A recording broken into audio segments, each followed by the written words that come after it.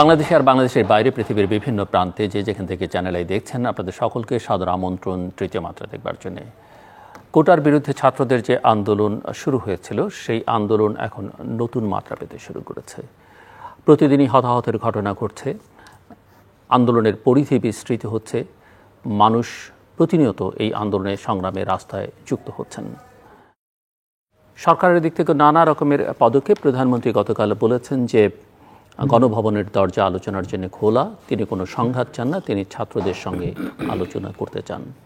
ছাত্ররা শহীদ মিনারে, বৈষম্য বিরোধী ছাত্র আন্দোলন শহীদ মিনারে ছাত্র জনতার সমাবেশ থেকে ঘোষণা করেছে যে তাদের দাবি এখন একটাই, আর সে দাবি হচ্ছে বর্তমান সরকারের পদত্যাগ, এবং সমাজের নানা স্তরের মানুষের সঙ্গে আলোচনা করে তারা ভবিষ্যতে বাংলাদেশের রাষ্ট্র কাঠামো কী হবে সেই সিদ্ধান্ত তারা নেবে, এবং যাতে ভবিষ্যতে কোনো স্বৈরাচার বা ফ্যাসিবাদ বাংলাদেশের শাসন ক্ষমতায় না আসতে পারে বা না থাকতে পারে।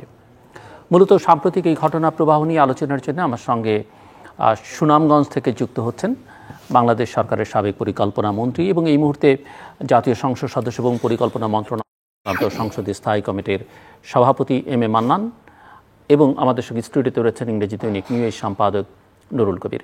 স্বাগত আপনাদের দুজনকেই তৃতীয় মাত্রায়। যে প্রসঙ্গটা দিয়ে আলোচনা শুরু করতে চাই, কারণ এটি এখন প্রধান হয়ে দাঁড়িয়েছে যে বাংলাদেশে গত কয়েক সপ্তাহে প্রচুর হতাহতের ঘটনা ঘটেছে।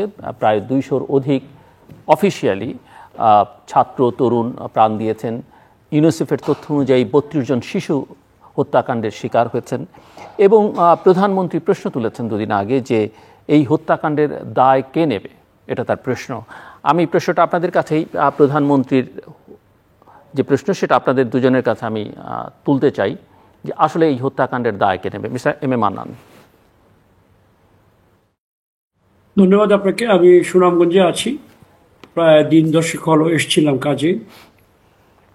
প্রথমে অবশ্য শুরুতেই আমি আমার আগস্ট এমনিতেই আমি একজন সচেতন বাঙালি নাগরিক হিসাবে আমি আমাদের সুখের মাস হিসেবে পালন করি। সে আমাদের মহান পুরুষের স্মৃতি তর্পণ করি। তার চেয়ে আরও বলতে হয় এই মুহূর্তে আমি স্যাডেন্ড, আমি দুঃখিত যে আমাদের এই সময়ে গত কয়েকদিন আমাদের দেশে যে ঘটনায় আমাদের অনেক নাগরিক, দেশের ছাত্র তরুণ যুবক, অজানা অচেনা বেশ অনেক প্রাণহানি হয়েছে। এটা একজন নাগরিক হিসাবে আমি লজ্জাবোধ করি, আমি কষ্টবোধ করি, আমি স্তম্ভিত। আমি তাদের স্মরণ করি, তাদের প্রতি মাথা নত করে তাদের প্রতি আমি আমার শ্রদ্ধা, ধন্যবাদ এবং শ্রদ্ধা কৃতজ্ঞতা জানাই। এবং আমি সঙ্গে সঙ্গে আপনার কথার শুরুতেই আমি দাবি করবো যে নাগরিক হিসাবে দেশে এই যে প্রাণ ঝরল এতগুলো বিচার, প্রকৃত দৃশ্যমান বিচার, কোনো একদম ট্রান্সপারেন্ট, যথাযথ নির্মোহ পরিচ্ছন্ন বিচার আমি দাবি করবো যে নাগরিক হিসাবে বিচারের সম্পূর্ণ প্রক্রিয়া শেষ পর্যন্ত আমি আশা করব। এছাড়া যদিও বলতে খারাপ লাগছে, তবুও বলতে হয় তাদের জন্য রাষ্ট্রীয়ভাবে দায় স্বীকার করে এসব হত্যার তদন্তের পরে তাদেরকে উচিত ক্ষতিপূরণ যেটুকু সম্ভব, আমি জানি ক্ষতিপূরণ কখনো সম্ভব নয়, যার সন্তান হারা হয়েছে কী ক্ষতিপূরণ, তবুও স্বীকৃতির অংশ হিসাবে ক্ষতিপূরণের ব্যবস্থা করতে হবে এবং যথাযথ পরিমাণ। এরপরে আমি আপনার কথাতে আসছি, আমি সরকার প্রধানের বক্তব্য আমি শুনেছি। সরকার প্রধান অত্যন্ত পরিষ্কারভাবে বলেছেন যে তার ঘরের দরজা খোলা। তার মানে আর এখানে কোনো নিঃশর্তভাবে, উইদাউট এনি প্রি কন্ডিশন, যে কোনো বিষয়ে যে কোনো সময়ে তাদের সঙ্গে তিনি বসতে বেরিয়ে এসছেন। তার সরকারি অবস্থান থেকেই তিনি কথা বলতে চান। আমি মনে করি এটা একটা ইতিবাচক দিক আমার নিজের বিবেচনায়, এবং আমি আশা করি এই পরিবেশটার কিছুটা সহজীকরণের একটা ভূমিকা থাকবে, আমি আশা করি। তার আগে জনাব জিল্লুর, মোস্তফা মহোদয় এবং নুরুল কবির সাহেব, আমি এবং যারা শুনছেন, আমি বলতে চাই যে আমি যে কথাগুলো এখানে বলবো সম্পূর্ণ আমার নিজের ব্যক্তিগত। আমি একজন বয়োজ্যেষ্ঠ নাগরিক, প্রচুর বয়স আমার হয়ে গেছে বাংলাদেশের গড়ে, এবং আমি গর্ববোধ করি স্বাধীন বাংলাদেশের একজন নাগরিক হিসাবে। এবং গত কয়েকদিনের একটু আগে বলছিলাম কলঙ্ক বোধ করি, লজ্জাবোধ করি তো আমার মন্তব্যগুলো এটা কোনো দলীয় অবস্থান নয়। আমি অবশ্যই আওয়ামী লীগের একজন সদস্য, কর্মী, সরকারও ছিলাম এক সময়, সংসদে আছি এখন পরপর 4 বার। যে কথাগুলো নিছক অ্যাবসলিউটলি আমার নিজের, এটা কোনো সরকারের পক্ষের কোনো বক্তব্য নয়। আমি মনে করি কেন যেন আমার যে কষ্ট হয়, এটা গ্রিক ট্র্যাজেডির মতো। দেখে দেখে দেখে দেখে হাত থেকে এটা একটা একটা একটা যারা বলবো ইনোসেন্ট ছেলে পিলের, কিছু আমাদের ছেলে পিল বলা ঠিক হবে কিনা, আমাদের ছাত্র সমাজে যারা ছিল যুবক তরুণ, তাদের একটা সঙ্গত, আমি বলেছি এর আগেও বলেছি, সব সংস্কার শব্দটা তারা ব্যবহার করেছে, ভেরি সিভিলাইজড একটি ওয়ার্ড। তারা কোনো বলেনি যে তারা বাতিল করে দাও, এই ধরনের কোনো কিছু বলেনি। তারা বলছে সংস্কার নিয়ে কথা বলতে চায়। তো আমি মনে করি সংস্কারের স্কোপ ছিল, এখনো আছে, সবসময় থাকবে। যে কোনো গণতান্ত্রিক সমাজে আলোচনার দ্বার খুলে রাখতে হবে, সংস্কারের দ্বার খুলে রাখতে হবে। এবং আমি ব্যক্তিগতভাবে, আমি প্রথম দিকে আমি এক আলোচনা বলেছিলাম যে আমি ব্যক্তিগতভাবে মনে করি যে কোটা নিয়ে সংস্কারের প্রচুর অবকাশ ছিল। আমি ওইটাও বলেছিলাম, আজকেও আবার বলছি, আমি যে গ্রামীণ একটি এলাকার প্রতিনিধিত্ব করি, একদম মেইন স্ট্রিম বাংলাদেশ, যেটা গ্রামীণ বাংলাদেশ, হাওড়ে সাধারণ খেটে খাওয়া মানুষ প্রায় 80% ভোটার আমার, যাদের মধ্যে বসবাস করে স্থায়ীভাবে এখনো আছি। তাদের মনোভাব আমি গত কদিন লক্ষ্য করেছি, তারাও চিন্তিত, তারা চিন্তিত এবং তারাও চান, আমি যেটা দেখেছি, যে এই বিষয়টা পেছনে যাক এবং একটা সংস্কার নিয়ে তারা বিভিন্ন সময় আমার সঙ্গে কথা বলেছেন। সংস্কারের বিষয়, কয়েকটি বিষয় নিয়ে, বিশেষ করে জি, প্রজন্ম থেকে প্রজন্মের পরে সংস্কার কন্টিনিউ করার একটা বিষয় যেটা ছিল, আমি এটা নিয়ে অনেক বুদ্ধিমান লোক আমাকে প্রশ্ন করছে। জাস্ট মিস্টার নুরুল কবিরের কাছে যাব, তার আগে আমি জাস্ট ছোট্ট করে আপনার কাছে 1-2 লাইন একটু শুনতে চাই যে যখন বলছেন যে প্রধানমন্ত্রীর দরজা খোলা, তিনি সংলাপ করবার জন্য আওয়ামী লীগের 3 জনকে নিয়ে এবং তার 14 দলের আরও 2 জনকে আমন্ত্রণ জানানো হচ্ছে, একটা কমিটিও করে দিয়েছেন, কিন্তু গুলি তো থামছে না, পুলিশের গুলি থামছে না, ছাত্রলীগ এবং অন্যান্য অঙ্গ সংগঠনের ক্ষমতাসীন দলের তাদের যে তৎপরতা সেটাও থামছে না, কারণ পুরো পরিস্থিতিটাকে উস্কে দেয়া বা প্রভোগ করার ক্ষেত্রে তাদের ভূমিকা প্রধান ছিল এবং সেই ভূমিকায় তারা আবারও খানিকটা বিরতি দিয়ে অব্যাহত আছে। এর জবাব কি হবে? মানুষ কেন বিশ্বাস করবে যে আপনারা আন্তরিক আলোচনার ব্যাপারে? আপনারা বললো আমি চলে আসছি, যাই হোক, আমি বলছি, হ্যাঁ, একটা যখন অ্যাক্সেলারেশনে উঠে গেছে একটা বিষয়, এইটাকে ডিসেলারেট করার জন্য, থামাবার জন্য যে হার্ট ব্রেক দরকার, সে হার্ট ব্রেক কিছুটা ডিস্টেবিলাইজিং হতে পারে, অনেক সময় হয়। সেই জন্য ধীরে ধীরে ধীরে ধীরে পর্যায়ক্রমে ওয়ান বাই ওয়ান, ধীরে ধীরে শব্দটা কোট আন কোট, মৃত্যু যেখানে হচ্ছে, আপনি বললেন গুলিও চলছে, সেখানে তো অবশ্যই আপনাকে ইমিডিয়েট এক্সিকিউটিভ অর্ডার, যে দাস ফার নো মোর, এটা বলার অধিকার সরকার প্রধানের আছে। আমার মনে হয় তিনি সেটা করতে পারেন। তবে ডাউন দ্য স্ট্রিট, একদম নিচে যে ব্যক্তিটা আইন শৃঙ্খলা রক্ষায় নিয়োজিত, তার পর্যন্ত বার্তাটা এইভাবে যাওয়া একটু হয়তো সময় লাগতে পারে, কয়েক ঘন্টা বা 2-1 দিন লাগতে পারে। এইটা একটা সময় বোধহয় আমাদেরকে একটু বাস্তব কারণেই দেখতে হবে। আমি আসছি আবার আপনার কাছে মিস্টার নুরুল কবির।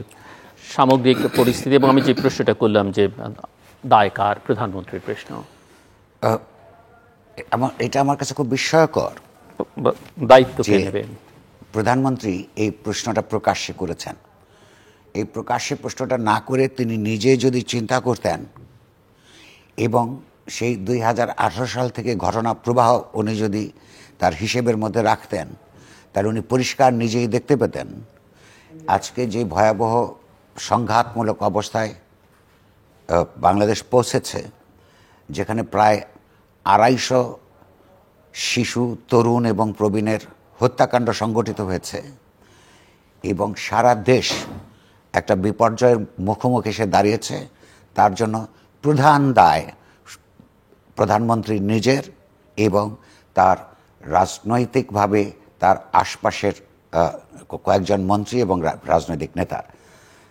এটা অত্যন্ত বড় অভিযোগ, এটা আমি সচেতন আছি, সে কারণে আমাকে একটু সুযোগ দেবেন আমি এটা ব্যাখ্যা করবার জন্য। আপনি লক্ষ্য করুন, 2018 সালে যখন কোটা সংস্কার জন্য ছাত্রছাত্রীরা আন্দোলন শুরু করে, সময়টা হচ্ছে যখন তার গ্র্যাজুয়েট হবে এবং দেশে অনেক বেকারত্ব আছে, তার ভবিষ্যতের জন্য চাকুরি বাকরি দরকার, তখনও কয়েক লক্ষ ইউনিভার্সিটি গ্র্যাজুয়েট বেকার, এই সময় তারা কোটা পদ্ধতির সংস্কার দাবি করেছে।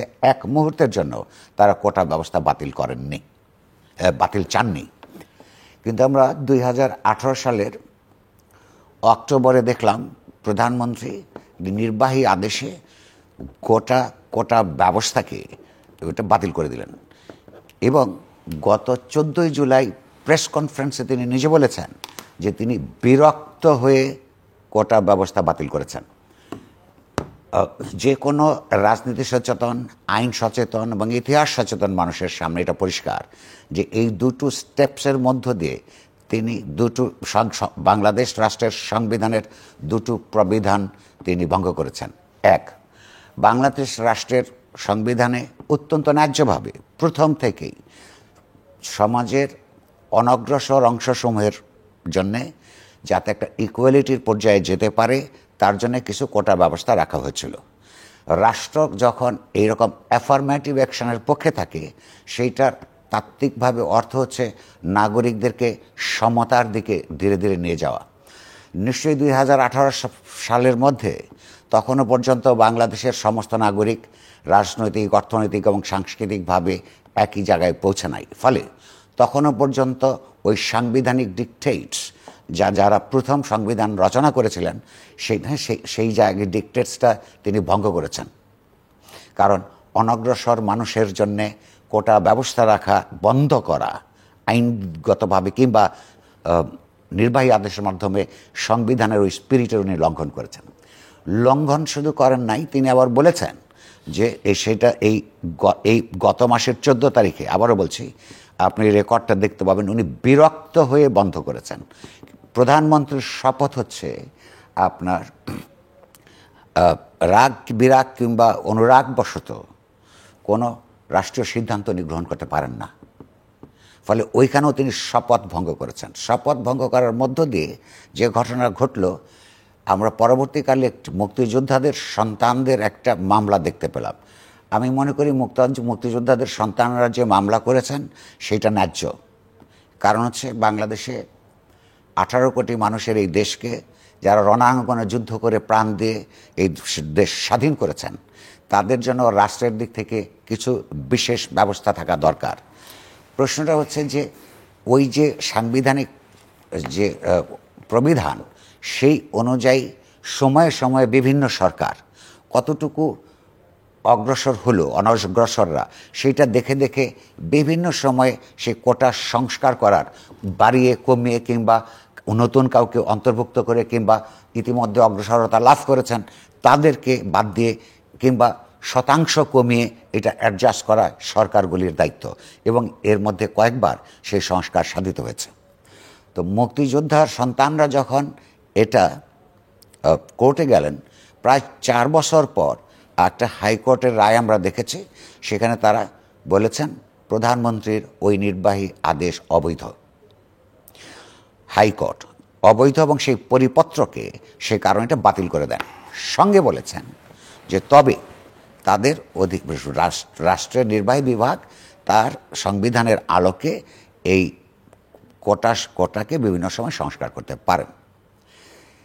এইটা হবার সঙ্গে সঙ্গে যখন ওইটা বাতিল হয়ে গেল হাইকোর্টে, তার মানে হচ্ছে এটা হলো আপনার 24 সালে। তার মানে এই রায়ের মধ্য দিয়ে ওই পরিপত্র বাতিল হওয়ার মধ্য দিয়ে সেই 2018 সালের এপ্রিল মাসের পূর্বাবস্থায় ফিরে গেল। সেই কোন সময়? 24 সালে। তো সেই 24 সালে ফিরে যাওয়ার, 18 সালে ফিরে যাওয়ার অর্থ হলো যে আবার সেই পুরনো কোটা ব্যবস্থা যেটার বিরুদ্ধে তারা সংগ্রাম করেছিলেন সেইটাই তারা আবার ফিরে এলো, পুনঃপ্রতিষ্ঠিত হলো। তখন তারা এই বছরের নতুন আন্দোলন শুরু করে। এই নতুন আন্দোলনের সময় আমি দুটো স্ট্যাটিস্টিক্স, একটা সরকারের আর একটা স্বায়ত্তশাসিত BIDS-এর আমি আপনার উপস্থিত করতে চাই। একটা হচ্ছে এই 24 সালেই প্রকাশিত একটা রিপোর্টে দেখা যাচ্ছে যে ইউনিভার্সিটি গ্র্যাজুয়েট বাংলাদেশে বেকারের সংখ্যা আপনার 60 থেকে 8 লক্ষ, আর তার নিচে যাদেরকে সরকার শিক্ষিত জনসাধারণ বলে তাদের সংখ্যা হলো 46.5% হচ্ছে বেকার। অর্থাৎ একদিকে তার রাষ্ট্রের চাকুরির জন্যে কম্পিট করতে হয়, অন্যদিকে এখানে প্রাইভেট সেক্টর একটা সময় তাদের আমলেই বা তারও আগের আমলের থেকে শুরু হয়েছিল সেটা যখন বিকশিত হচ্ছিল তখন চাকুরির বাজার তৈরি হচ্ছিল। কিন্তু গত 10 বছর ধরে এখানে যেই পরিমাণ লুটপাট হয়েছে এবং যে পরিমাণ পুঁজি পাচার হয়েছে, যেটা সরকারি পরিসংখ্যানেই বাংলাদেশ ব্যাংকের জায়গা থেকে আমরা দেখতে পারি, এইসব কারণে বাংলাদেশে পর্যাপ্ত পরিমাণে এই বিশ্ববিদ্যালয় স্নাতকদের ছাত্রছাত্রীদের জন্য পর্যাপ্ত পরিমাণে চাকুরির ব্যবস্থা বা সুযোগ তৈরি হয় নাই। ফলে একটা হলো অর্থনৈতিক দিক থেকে যে তার যে চাকুরির নিরাপত্তাহীনতা, এবং অন্য দিক থেকে এই যে এটাকে যারা বলছেন যে এটা রাজনৈতিক আন্দোলন নয়, আমি মনে করি পরিপূর্ণ একটি রাজনৈতিক আন্দোলন, দলীয় আন্দোলন নয়, মানেই হচ্ছে অরাজনৈতিক আন্দোলন নয়, যেটার মধ্যে রাষ্ট্রকে রাজনৈতিকভাবে সিদ্ধান্ত গ্রহণ করতে হয়, কারো অনগ্রসর কারো অগ্রসর, কাদের জন্য সেটা করতে হবে, এগুলো কোনো সরকারের রাজনৈতিক সিদ্ধান্তের ব্যাপার। ফলে এই রাজনৈতিক আন্দোলনটা যখন শুরু হলো তখন প্রথমেই তাদেরকে আহত করা হলো এই কথা বলে যে এরা সব রাজাকারের ছেলেপুলে, রাজাকারের নাতিপুতি। এই তরুণদের বয়স 22 থেকে 26 বছরের মধ্যে, এরাই একসময় 6 বছর আগে নিরাপদ সড়ক আন্দোলন করেছিল। এই জেনারেশন তাদেরকে গয়রহভাবে যখন রাজাকার বলা হবে তখন তাদের আত্মমর্যাদা বোধের মধ্যে লাগতে বাধ্য। এবং একজন স্বাধীনতা পরায়ণ, গণতন্ত্র পরায়ণ, মুক্তিযুদ্ধের স্পিরিটকে বাস্তবায়ন করতে চায় এমন কোনো তরুণকে বা এমন কোনো তরুণীকে কেউ যদি রাজাকার বলে এবং তার অহমের মধ্যে যদি না লাগে, সে যদি ক্ষিপ্ত না হয়, তাহলেই বরং আমি আশ্চর্য হব। আমি দেখেছি ছাত্রছাত্রীরা সেই কাজটা করেছে। তারা প্রথমে অভিমান করেছে যে আমাদেরকে রাজাকার বলা হয়েছে, কয়েক মিনিটের একটা স্লোগানকে কেন্দ্র করে, যেটা কয়েক মিনিট পরেই তারা পরিবর্তন করেছে। কিন্তু সেগুলো উপেক্ষা করে আপনার সরকারের লোকেরা তাদেরকে রাজাকার বলা শুরু করেছে, তাদের উপর হামলা করেছে পুলিশের সহযোগিতায়। এই হামলার জন্য আবার প্রধানমন্ত্রী, যিনি প্রধান রাজনৈতিক সেবাসালার অর্থাৎ রুলিং পার্টির যিনি সাধারণ সম্পাদক, তিনি পরিষ্কারভাবে নির্দেশ দিয়েছেন, উস্কানি দিয়েছেন, বলেছেন এইদেরকে দমন করবার জন্যে ছাত্রলীগই যথেষ্ট। সেই ছাত্রলীগ যখন তাদেরকে আক্রমণ করে এবং এই আন্দোলন যখন একটা সাধারণ ছাত্রছাত্রীদের ব্যাপক আন্দোলনে পর্যবসিত হয়, এই বীর পুঙ্গবরা যখন তাদেরকে পিছু হটতে বাধ্য হয় লাঠিসোঁটা সহ, তখন তাদেরকে রিইনফোর্সমেন্ট দেওয়া হয় আপনার পুলিশ পাঠিয়ে, পরবর্তীকালে র্যাব, পরবর্তীকালে বিজিবি। এখন আপনি লক্ষ্য করুন যে এই সরকারের যিনি হোম মিনিস্টার, যার অধীনে পুলিশ এবং বিজিবি থাকে, তাদেরকে যারা আইন শৃঙ্খলা বাহিনী হিসেবে পরিচিত, যার আজ বাংলাদেশের নাগরিকরা যাদেরকে আইন শৃঙ্খলা বাহিনী রক্ষা করার বাহিনী হিসেবে দেখতে চায়, তাদেরকে দিয়ে অবৈধভাবে গুলি করিয়ে লাঠিপেটা করে মূলত তাদেরকে আইন শৃঙ্খলা ভঙ্গকারী বাহিনী হিসেবে অধঃপতিত করা হয়েছে। তারপর আপনি লক্ষ্য করুন কত ধরনের উস্কানি সরকারের দিক থেকে দিয়েছে। আমি শেষ করব। আবু সাঈদের মতো একটা তরুণকে যখন পৃথিবীর সমস্ত ক্যামেরার সামনে তাকে গুলি করে পুলিশ হত্যা করে, তখন সেটা নিয়ে যে মিথ্যাচার মন্ত্রীদের, একজন মন্ত্রী, তরুণ মন্ত্রী, নাবালক মন্ত্রী বললেও খুব অন্যায় করা হবে না, যে বাংলাদেশের ছাত্র আন্দোলন সম্পর্কে, পাবলিক বিশ্ববিদ্যালয়গুলোর যে স্পিরিট সম্পর্কে যার ন্যূনতম ধারণা নাই, সে তার নাকি এইরকম ছবিগুলি দেখে যারা বুক পেতে দেয় তাদের ইচ্ছা বাস্তবায়নের জন্য, তাদেরকে তার কাছে ড্রাগড মনে হয়েছে। এটা আর একটা ভয়ানক ধরনের অপরাধমূলক উস্কানি। তিনি নূর হোসেনের কথা তার মনে ছিল না? তারই দলের নূর হোসেন যেদিন বুক চিতিয়ে স্বৈরাচারের সাত সরকারের বিরুদ্ধে দাঁড়িয়েছিল, কেউ যদি বলে যে সে তাকে সেদিন ড্রাগড ছিল, পৃথিবীর কেউ প্রতিবাদ না করলো, আমি নুরুল কবির করব। তো এইভাবে একের পর উস্কানি। তারপরে লক্ষ্য করুন সেই বিএনপি যখন ওই যে 21শে আগস্টের নির্মম হত্যাকাণ্ডের মধ্যে যে একজন জজ মিয়া সাজিয়েছিল, এই মামলার মধ্যে এই সরকার আবার ওই রকম করে একটা 16 বছরের কিশোরকে এই মামলায় আবু সাঈদ হত্যাকাণ্ডে গ্রেফতার করেছিল। তারপরে আরেক মন্ত্রী, তিনি মন্ত্রী নন, ওই সংগঠনেরই একজন বড় নেতা হানিফ, তাতে ওই পুলিশকে বলেছে যে সে শিবির করে। এই রকমভাবে ডিফ্লেক্ট করার জন্য সরকারি অপকর্মগুলিকে যত ধরনের অপমানজনক কথা বলেছে, যতবার হত্যার জন্য আইন প্রয়োগকারী সংস্থাকে ভঙ্গকারী সংস্থা আদতে বই করেছে, ছাত্রছাত্রীদের আন্দোলন ততই বেশি, তার অর্থনৈতিক এবং রাজনৈতিক আন্দোলন ততই বেশি আরও উস্কে দেওয়া হয়েছে। এবং তার আত্মমর্যাদা বোধ থেকে, তার অর্থনৈতিক নিরাপত্তার বোধ থেকে সারা দেশের ছাত্রছাত্রী রাস্তায় নেমেছে এবং তাদেরকে হত্যা করা হয়েছে গুলির মতো করে। একটা শেষ কথা এই পর্বে আমি বলতে চাই, 1969 সালে যে গণঅভ্যুত্থানের মধ্য দিয়ে স্বৈরাচার আইয়ুব সরকারের পতন ঘটেছিল, 1968 সালের 1 ডিসেম্বর সেটা শুরু হয়। 3 তারিখ থেকে আইয়ুব খানের পতন 1969 সালের 25 মার্চের মধ্যে টোটাল সময়ের মধ্যে 61 জন মানুষকে হত্যা করেছিল বর্বর পাকিস্তানি একটা স্বৈরতান্ত্রিক সরকার। আর এইখানে মাত্র 2 সপ্তাহের মধ্যে কমপক্ষে 250 মানুষকে 32 জন শিশুসহ হত্যা করা হয়েছে। এই দায় কিভাবে শুরু হলো, কারা উস্কানি দিল, এই দায় বুঝবার জন্যে বিরাট কোনো পণ্ডিত হতে হয় না। এই দায় সম্পূর্ণ প্রধানমন্ত্রীর এবং তার ক্যাবিনেটের যে সমস্ত সদস্য এদের উস্কে দিয়েছেন এবং যারা এই পুলিশ নামিয়ে তাদেরকে অধঃপতিত করেছেন, জনগণের শত্রু হিসেবে দাঁড় করিয়েছেন, এই দায় তাদের। জি, মিস্টার এম এ মান্নান, আপনি শুনছিলেন। আমি জাস্ট একজন পলিটিশিয়ান হিসেবে আপনার টেক এই পুরো পরিস্থিতি সম্পর্কে, যে আপনি কিছুটা শুরুতে বলেছেন যে কেন এই পরিস্থিতি হলো, এবং আপনি নিজেও বলছিলেন যে আপনি মনে করতেন যে এই দাবির মধ্যে যৌক্তিকতা আছে, কিন্তু যেভাবে এই যে এত হত্যাযজ্ঞ ঘটলো এবং কিছু ধ্বংসযজ্ঞ হলো, সরকারে এত দীর্ঘদিন যে কোনো উপায়ে থেকে আসলে কি সরকার বা আওয়ামী লীগ, আপনাদের দল, জনবিচ্ছিন্ন হয়ে পড়েছে কিনা, মানে জনগণের পালস বুঝতে পারেনি, দেয়ালের লিখন পড়তে ব্যর্থ কিনা, আপনি কি মনে করেন? নানা ধারণা করতে পারেন, এতে কোনো রাইট। জনাব কবির তো একটা লং স্টেটমেন্ট করলেন, অনেকগুলো আগের ঘটনা বলে সামনে নিয়ে আসলেন এবং ডাইরেক্টলি একিউজ করলেন কীভাবে কী, এটা তো বলার অধিকার আছে। I don't contest that. আমি মূল আলোচনায় একটা কথা মানতে চাই প্রাসঙ্গিকভাবে। তিনি প্রথমে বলছিলেন যে শত শত হাজার হাজার বেকার, গ্রাজুয়েট বেকার সৃষ্টি হচ্ছে এবং তার ধারণা বা তার যে কথাগুলো, যে বর্তমান যে ঘটনাগুলো হলো, ওর পেছনে ওদের একটা সঙ্গত ক্ষোভ ছিল চাকরির ব্যাপারটাতে। There lies a point. Yes, graduates বেকার হচ্ছে। বেকার কি গ্রাজুয়েট বেকার শুধু বেকার হয়, নাকি ধান কাটে যে সে যখন কর্মবিহীন সেও তো বেকার? রিক্সা যে টানে, রিক্সা না পেলে সেও তো বেকার।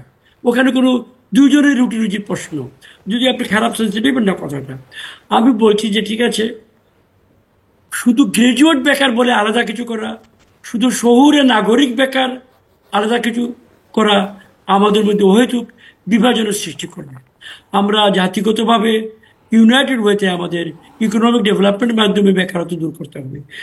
আমি যেটা ভয় পাচ্ছি এখানে, যেটা আমি বলা উচিত তার কথা জবাবে, I was watching from television, আমি তো ডাইরেক্টলি হচ্ছিলাম না ঢাকায়। প্রথম যখন রাজাকার শব্দটা আসলো এখানে, it may be slip of tongue, আমি ওইদিকে যাচ্ছি না, মেনি থিংস ক্যান হ্যাপেন, ভুল হতে পারে, স্লিপ অফ টাং হতে পারে, এটা গবেষণা করুন, বলুন। কবি প্রতিবাদ করেছেন, করার তার অধিকার আছে, আমি সম্মান করেছি। বাট তখন রাজাকার শব্দটাকে পিক আপ করে এরা অভিমান করে, দু একটা ছেলে বলল আমি রাজাকার বা ইত্যাদি, কিছুক্ষণ পরে তারা এটা উঠিয়ে নিল।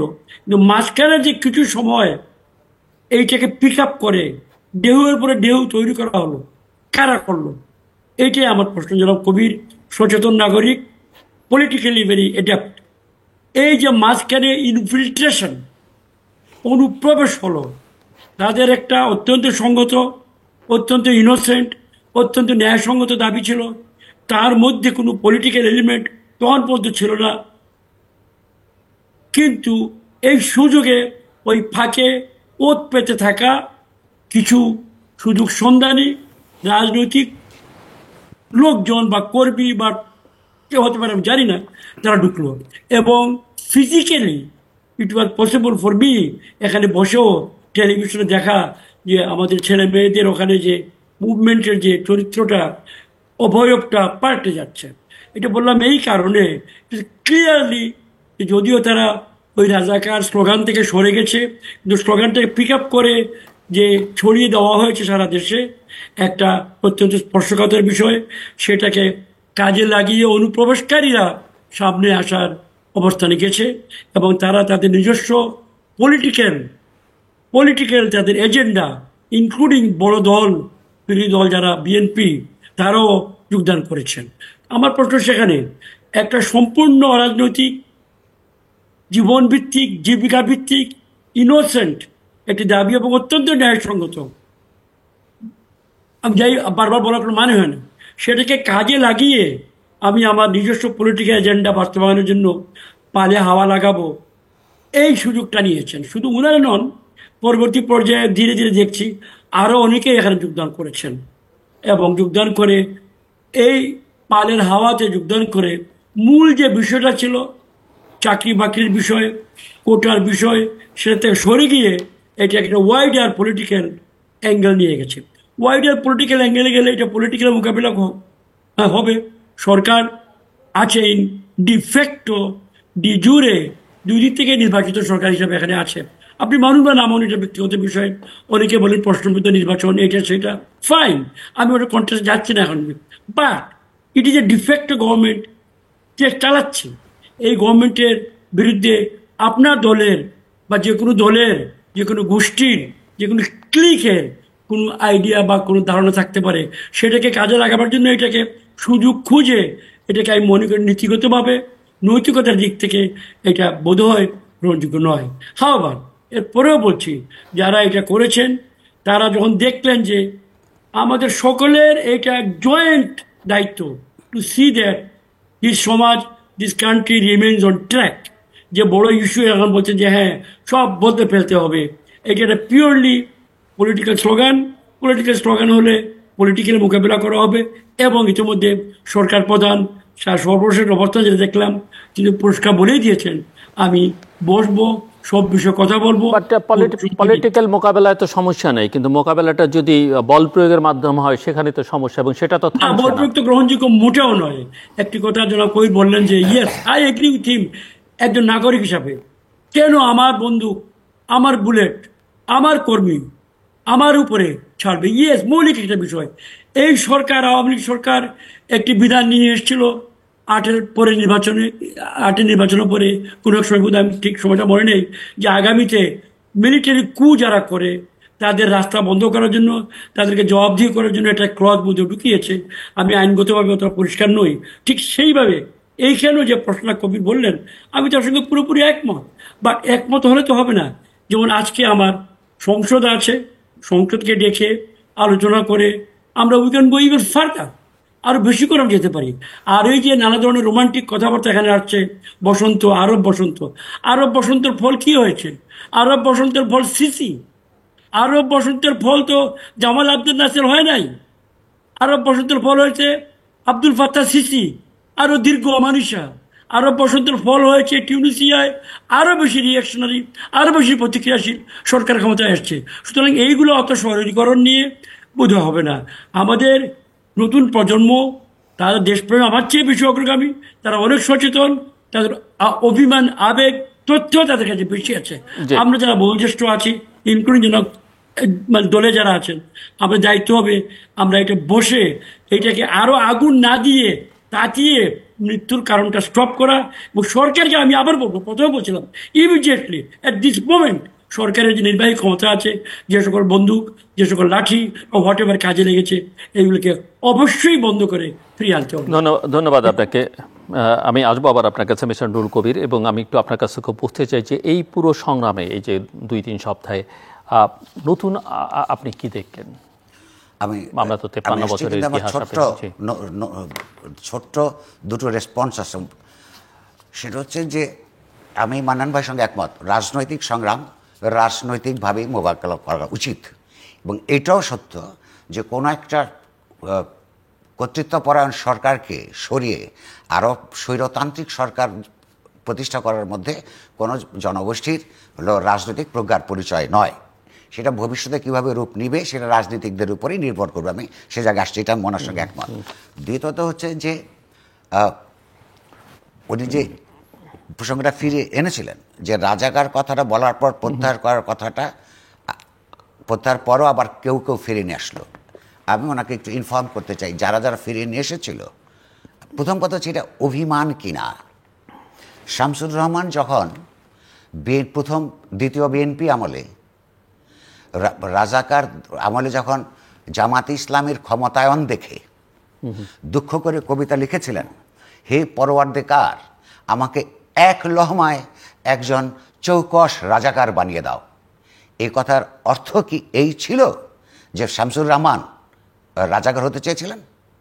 অর্থাৎ রাজাকারদের রাজনৈতিক উত্থানের মধ্য দিয়ে তার বেদনার্ত কলম থেকে এই বাক্যটা বেরিয়েছিল। এই কথা কি সাংস্কৃতিক জোটের নেতাকর্মীরা জানতেন না? জুলাই মাসের 18 তারিখে এই যে আওয়ামী বুদ্ধিজীবীরা, তারা নিজেরাই ওই কথাটাকে প্রথম নতুন করে বিবৃতি দিয়ে সামনে এনেছিলেন। এটা মান্নান ভাই জানার দরকার আছে যে কয়েক মিনিট উচ্চারিত স্লোগানকে রাজনৈতিক ইস্যু বানানোর জন্যে আওয়ামী পন্থী বুদ্ধিজীবীরা বিবৃতি দিয়ে এটাকে উস্কে দেন। এই যে মুক্তিযুদ্ধকে একদিকে আওয়ামী লীগ মুক্তিযুদ্ধের চেতনার কথা বলে শাসন করতে চায়, রাজাকারদের বিচারযোগ্য পদার্থ বলে যথার্থই তারা স্লোগান দেন, কিন্তু বাস্তবটা তো দেখতে হবে বাস্তবে তিনি কি করছেন। রাজাকারদেরকে সবাই তো এই দেশে যারা বড় বড় পার্টি ছিল সরকারের কাছে, জামাত ইসলামকে সবাইকেই তো এই সবগুলি দল কখনো না কখনো প্রশ্রয় দিয়েছে। আমাদের প্রধানমন্ত্রী যে বললেন, উনি কি মুক্তিযোদ্ধার নাতিপুতিদের চাকরি না দিয়ে রাজাকারের নাতিপুতিকে দিবেন? না, উচিত নয়, কিন্তু তিনি দিয়েছেন তো। 1996 সালের প্রথম ক্যাবিনেটে জামালপুরের বিখ্যাত নুরে রাজাকার, তাকে পূর্ণ মেয়াদে মন্ত্রিত্ব দিয়েছেন প্রধানমন্ত্রী। তার প্রধান সিপাহসালার, যাকে আমি বলেছি ওবায়দুল কাদের, তার আপন ভাই মির্জা কাদের প্রকাশ্যে বলেছে তার বাবা এবং চাচা রাজাকার ছিল। তিনি তো এই দলের সাধারণ সম্পাদক। তিনি যখন যেই মুহূর্তেই কথার উচ্চারণ করছেন, সেই মুহূর্তের ডান দিকে দাঁড়িয়ে তার সদ্য নিয়োগকৃত প্রেস সেক্রেটারি, উনি নিজের কানে শুনেছে, আমি টিভিতে বলেছেন, নিজের কাগজে লিখেন যে ওনার বাবা রাজাকার ছিল। অর্থাৎ প্রধানমন্ত্রী নিজে রাজাকার নিয়োগ, পদায়ন এবং ক্ষমতায়ন করেছেন। ফলে তিনি যখন তার সুবিধার কারণে, দলীয় সুবিধার কারণে অন্যদেরকে শুধু দোষারোপ করেন, হ্যাঁ, সেইটা মানুষের কমন ইন্টেলিজেন্সকে কোয়েশ্চেন করার মতো মূঢ়তা কিন্তু নেই। আপনি নাগরিকের স্মরণ শক্তিকে আর খামোকায় কেবলমাত্র ক্ষমতার বলে প্রশ্ন করা আপনার উচিত নয়। দ্বিতীয়ত প্রশ্ন হচ্ছে, আমি আপনার জায়গায় ফেরত আসছি আর আরেকটা কথা সেটা বলে, যেটা আমি ওনার সঙ্গে একমত, যে ছাত্ররাই শুধু বা গ্র্যাজুয়েটরাই শুধু বেকার নয়, যে রিক্সাওয়ালারা, শ্রমিকরা বেকার হয়, কৃষকরা বেকার হয়, ইয়েস বেকার হয়।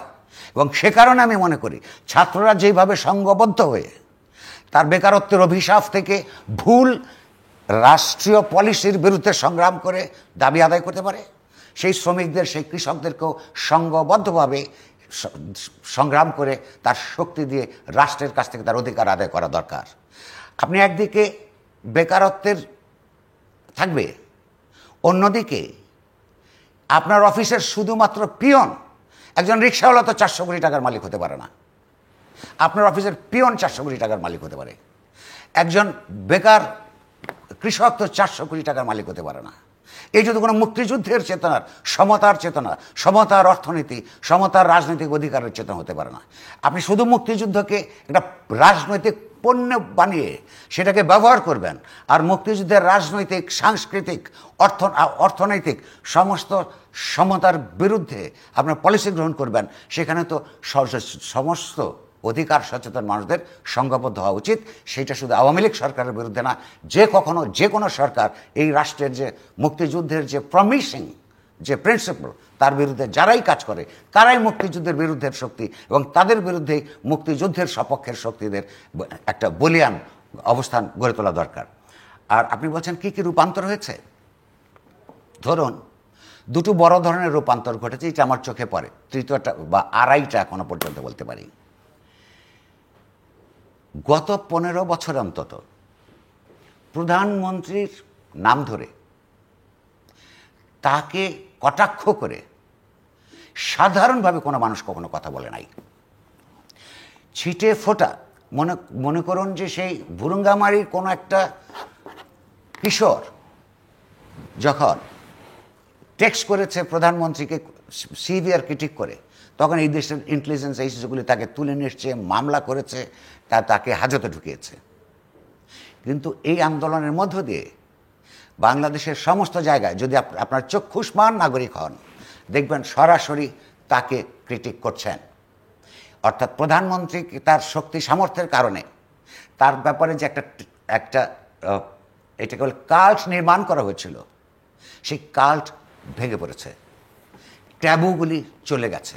এখন মানুষ আন্দোলনের মাধ্যমে যাকে প্রধান দায়ী বলে মনে করেন তার নাম ধরে তার বিরুদ্ধে স্লোগান হচ্ছে। এইটা একটা বড় রূপান্তর। দ্বিতীয় আরেকটা রূপান্তর আছে, এটা যে কোনো কর্তৃত্বপরায়ণ সরকারদের শেষ বেলায় ছাড়া চোখে পড়ে না। 15 তারিখ থেকে 30 তারিখ পর্যন্ত বা এর মধ্যে পরেও 2 দিন থেকে শহরে কোনো আমি মুজিব কোট পরা কোনো লোক দেখি নাই। অর্থাৎ যেই বীর পুঙ্গবরা জনসমর্থন ছাড়া লাঠি সোটা আর পুলিশের সাহায্যে সমাজে নানা ধরনের অত্যাচার অবিচার করত এবং তারাই সর্বশক্তিমান হিসেবে মানুষের কাছে জাহির করত, জনতার যে ছাত্র জনতার এই ঐক্যবদ্ধ সংগ্রামের মাথায় তারা পালিয়েছে। অর্থাৎ তারা মুজিব কোট, শেখ মুজিবুর রহমান বাংলাদেশের প্রতিষ্ঠাতা রাষ্ট্রপতি, তার যে স্টেচার, সেই স্টেচারকে অতিক্রম করার মতো বাংলাদেশে কোনো রাজনীতিক এখনও তৈরি হয় নাই। 72 সাল থেকে 75 সাল পর্যন্ত তার প্রশাসন ব্যবস্থা নিয়ে, রাজনৈতিক দৃষ্টিভঙ্গি নিয়ে আমরা অনেক কথা বলতে পারি, কিন্তু স্বাধীনতার যুদ্ধকে, স্বাধীনতার সংগ্রামকে স্বাধীনতার যুদ্ধের দ্বার প্রান্তে নিয়ে যাওয়ার সময় তার যে স্টেচার ছিল, সেই মুজিব কোটের যে মূল্য ছিল, সেইটাকে লুটপাটের মধ্যে, গুন্ডামির মধ্যে ব্যবহার করে এইটাকে এখন একটা সন্ত্রাসের প্রতীক হিসেবে এই আওয়ামী লীগ কর্মীরা ব্যবহার করেছে। সে কারণে সেইটা তাকে এখন লুকিয়ে রাখতে হয়। এটা আওয়ামী লীগের জন্য প্রধানত লজ্জার।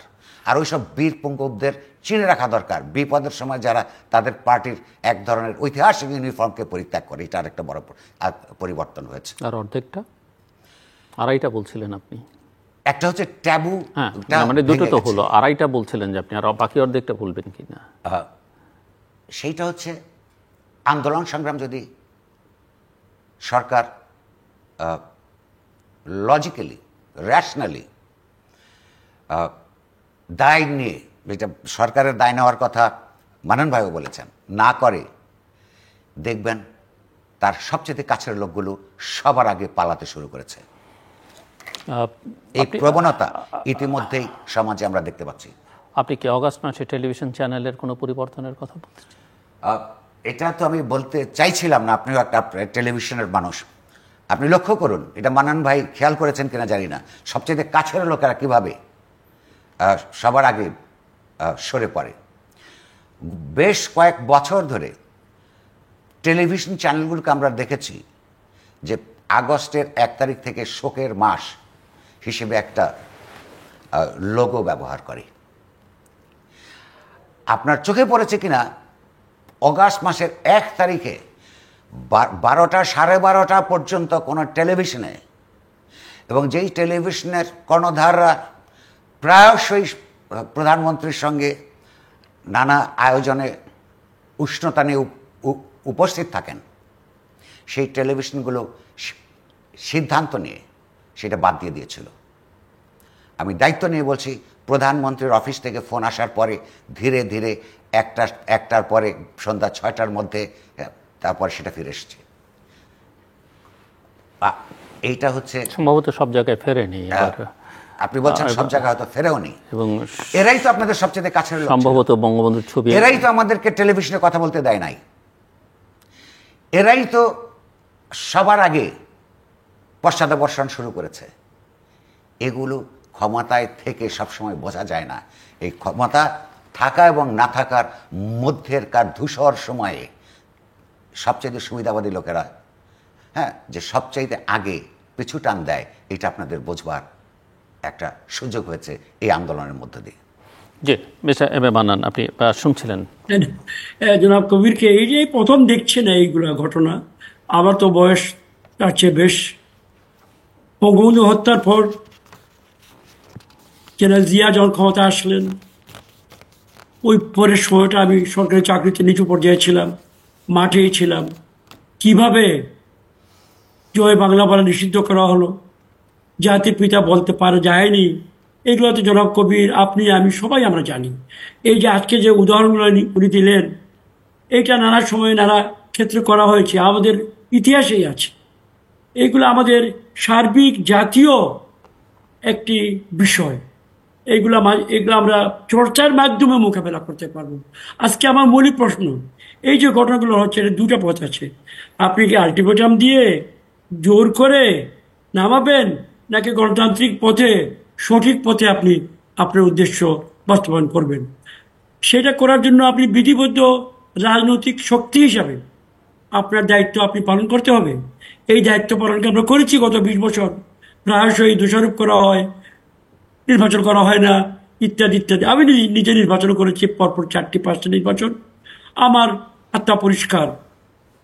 I can stand up before anybody, but however বলা হয় যারা বাই ডিফল্ট আসেন না, না এসে ডিরেল করার চেষ্টা করেন, তারা কি এর জন্য কিছুটা দায়ী নন? সব দায়ী কি শুধু বাংলাদেশ আওয়ামী লীগের উপরে হবে? আওয়ামী লীগ বরঞ্চ কঠিন সময়ে গণতান্ত্রিক ধারাকে অব্যাহত ধরে রেখেছে, এবং ধরে রাখার যে তার যে অনেক সমস্যা যেটা হয়েছে, এখন দেখা যাচ্ছে এগুলো তার দলীয় শৃঙ্খলা, দলীয় বিভিন্ন বিষয়ে এটা প্রকাশ পাচ্ছে। দীর্ঘদিন থাকতে তো আপনি দিয়েছেন। আপনি নির্বাচন করবেন না, একবার করবেন, এবার আসবেন না, সংসদে থাকবেন না। এইগুলা কি আপনি have you not contributed to this impasse? আমি বলতে চাই, যেটা রাজনৈতিকভাবে চর্চা করতে গেলে রাজনীতির সংবিধানকে মেনে সাংবিধানিক পথে আমাদের যেতে হবে। সাংবিধানিক পথে না গিয়ে অন্য কোনোভাবে যদি চেষ্টা করা হয়, ultimately people have the power, that I believe. আমার বিশ্বাস, এটা একান্ত বিশ্বাস। বাট রিয়েলি কি পিপুল? এটা আমারও প্রশ্ন। এই যে আবার সে মূল যাচ্ছি, চাকরির কয় পার্সেন্ট চাকরি কোটা ভিত্তিক আছে বাংলাদেশের যত এমপ্লয়মেন্ট? Not even 0.1%। আমাদের মানুষের 80% গ্রামে যারা বসবাস করে, খেটে খাওয়া মানুষ, কৃষক, মজুর, শ্রমিক, তাদের কল্যাণের যে সকল বিষয়গুলো আমাদের এই প্যাকেজে কি কোথাও আছে? নাই, ওইগুলো পেছনে। তাই বলছিলাম কি, সার্বিকভাবে যদি প্রচার, রাষ্ট্র সংস্কার বলতেছেন, রাষ্ট্র পরিবর্তন বলতেছেন, আইনানুগ ব্যবস্থা চাচ্ছেন, তাহলে এটা টক অ্যাবাউট দোজ ইনজাস্টিসেস, যে ইনজাস্টিসগুলা আপনি আমি সবাই মিলে আমাদের দেশে গত কয়েক বছরে স্থিরীকৃত করেছি, পুঞ্জীভূত করেছি। এটা আপনার আমার সকলের দায়, এবং সকলের দায় সকলকে নিতে হবে। এখন হঠকারিতার কোনো স্থান নেই বলে আমি মনে করি। তাই হত্যা বন্ধ হতে হবে। আমাদের সন্তানদেরকে স্নেহ করে এবং দায়িত্বের সঙ্গে তাদের সঙ্গে কথা বলে, মাথায় হাত বুলিয়ে বালিয়ে খাইয়ে টাইয়ে দিয়ে দেওয়া লজ্জা লাগে। এগুলো এগেইন কথা চলে আসে।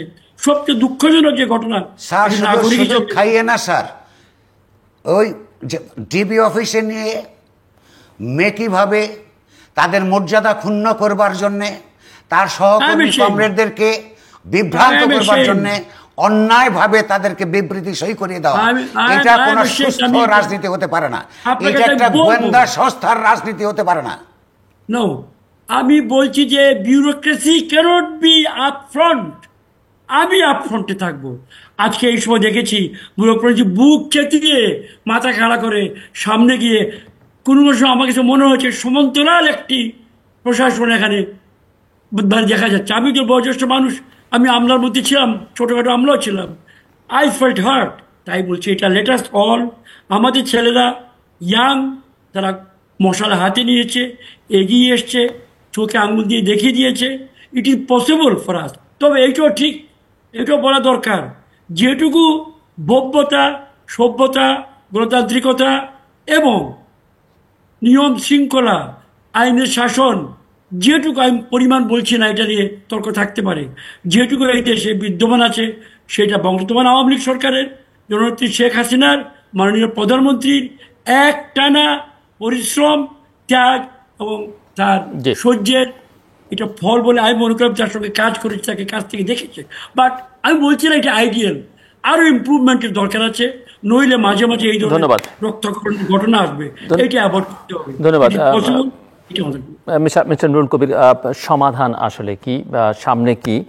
ছাত্ররা অসহযোগ কর্মসূচি দিয়েছে, দাবি বা দফা একটাই এখন তারা বলছে। সব মিলিয়ে আপনার দেখুন, এইমাত্র মানব ভাই যে কথাটা বললেন, যে আপনার রাষ্ট্র ক্ষমতার বদল, পালা বদল কিংবা নির্বাচনের মাধ্যমে হোক বা যেই পদ্ধতিই হোক, এ তো মূলত রাজনৈতিক দলগুলোর বিষয়, আমি যদি কথাটা বুঝে থাকি। উনি সেটাই বলেছেন। তাহলে এইটা তো ইতিমধ্যে এই পর্যন্ত গড়াতে না দিয়ে আপনি লক্ষ্য করুন, 52 বছরের মধ্যে 26 বছর তো আওয়ামী লীগ ক্ষমতা ছিল, বাকিরা সব মিলে বাকি সময় সামরিক বেসামরিক মিলিয়ে। আজকে বাংলাদেশের রাজনৈতিক কোনো কালচার যদি তৈরি হয়ে না থাকে, তার প্রধান দায় কার? এক, আপনি গত আপনার দুই তিনটা নির্বাচন করেছেন, একটা একতরফা, আর একটা রাতের, আর একটা ডামি। এইটার মধ্য দিয়ে যে রাজনৈতিক ফেব্রিকটা নষ্ট হয়েছে, সেটার জন্য কারোর দায় বেশি থাকতে পারে, কারোর দায় কম থাকতে পারে, তো প্রধানত রাজনৈতিক দলগুলিরই দায়। তাহলে আজকে যেই পদ্ধতিতে আপনার মান্নান ভাই চাইছেন, তার জন্যে আন্দোলনের নিয়ন্ত্রণ তো রাজনৈতিক দলগতভাবে বাংলাদেশে এই মুহূর্তে সবচেয়ে রিডান্ডেন্ট হচ্ছে। এই মুহূর্তে কথা বলছি, একদিক হচ্ছে রাষ্ট্র ক্ষমতায় আওয়ামী লীগ আছে, কিন্তু আওয়ামী লীগের বিরুদ্ধে এতগুলো অভিযোগ, ন্যায্য অভিযোগ আছে। আপফ্রন্টের কথা বলেছেন, আমরা দেখেছি বিউরোক্রেটরা, সিভিল, মিলিটারি এবং এই যে পুলিশ, তারা নিয়ন্ত্রণ করছে সব কিছু। তারা অর্থাৎ তাহলে বাস্তবে কোনো রাজনৈতিক বুদ্ধি বিবেচনা এর মধ্যে কার্যকর ছিল না। অন্যদিকে বিএনপিকে তারা বারবার বলছে যে আমরা এর মধ্যে নাই, যদি থেকেও থাকে নিচের দিকে, তাহলে কথাটা তাদেরকে কার সঙ্গে বলতে হবে? একটা ন্যাশনাল ডায়ালগ। যদি আপনি শান্তিপূর্ণ পদ্ধতিতে মীমাংসা করতে চান, তাহলে আওয়ামী লীগকে ন্যাশনাল ডায়ালগের মধ্যে যাওয়া ছাড়া কোনো পথ নাই। এক। দুই, সেই ডায়ালগে গিয়ে এই মুহূর্তে যে অবস্থায় 250-এর উপরে মানুষের যে মৃত্যু, সেই মৃত্যুর বিচার না করে, প্রয়োজনীয় অভিযুক্তদেরকে গ্রেফতার না করে, এই ডায়ালগের সিদ্ধান্ত যদি আওয়ামী লীগ বিএনপি একসাথেও নেয়, জনসাধারণ মানবে কেন? ছাত্র জনসাধারণ কিন্তু আজকে না, বহুদিন পরে তারা এক দফার কথা বলছে, সরকারের পতন।